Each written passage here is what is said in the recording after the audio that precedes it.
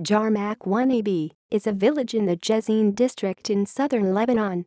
History. In the 1596 tax records, it was named as a village, Jarmaq, in the Ottoman Nahiyya sub-district of Sagaf under the Liwa district of Safed, with a population of 52 households and 6 bachelors, all Muslim. The villagers paid taxes on goats and beehives, occasional revenues, a press for olive oil or grape syrup, dulab, in addition to a fixed sum, a total of 5,500 tuaks. References. Bibliography. External links. Jarmaq, Lebanon.